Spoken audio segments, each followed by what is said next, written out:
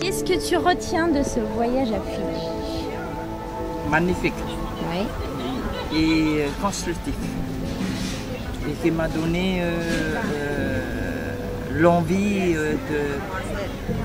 de faire peut-être quelque chose à Montréal.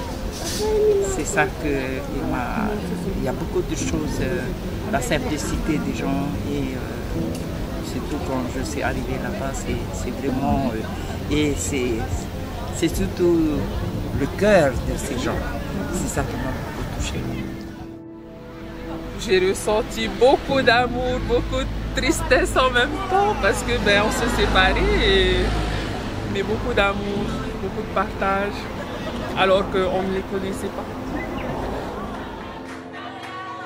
Nous avons exactement la même façon d'accueillir, mais il nous manque quelque chose que les Fidji ont et qu'on n'a pas. C'est-à-dire? Le respect. D'accord. Le respect se perd à Tahiti, malheureusement.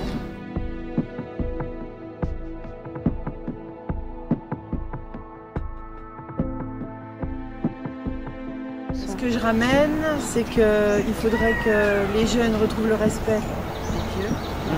Ce que je ramène, c'est qu'il ne faut pas penser individuellement, mais communautairement. Même si on ne vit plus du tout en communauté, dans ce forme de village comme ici, ça n'empêche pas qu'on peut s'entraider et faire des choses ensemble. Pas forcément penser à grande échelle, comme on a tendance à le faire, mais à petite échelle.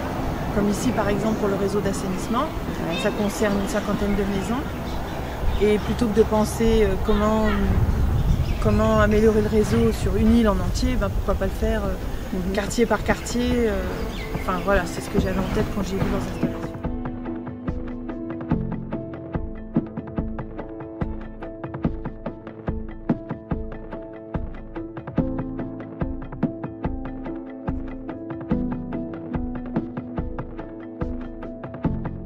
J'avais l'impression de faire un voyage dans le temps parce qu'on a fait plusieurs arrêts.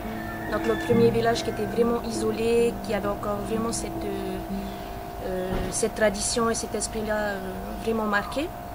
Ensuite on a fait un deuxième village où j'avais l'impression qu'il était plus en transition entre faire face à ce développement et essayer de garder cet esprit communautaire, la tradition. Et ils le disaient eux-mêmes, c'est leur force. Et après, on est arrivé au centre-ville avant notre départ. Et là, c'était totalement un monde différent avec un espace qui est vraiment dédié au tourisme, avec un peu des restaurants de luxe et tout. Et après, aux abords, des gens où on a le sentiment qu'ils sont un peu laissés pour compte.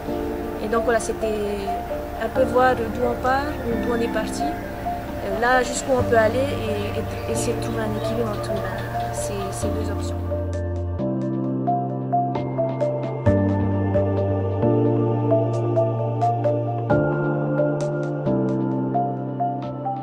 Meilleure des choses que j'ai trouvées, franchement, c'est pas simplement le lagon comme nous on le fait ici, mais c'est surtout que eux c'est vraiment une sorte de ragouille qu'ils ont mené là-bas et c'est vraiment de la terre à la mer dans le lagon et c'est ça qui m'a beaucoup touchée et surtout que les gens, il y a beaucoup de respect chez eux.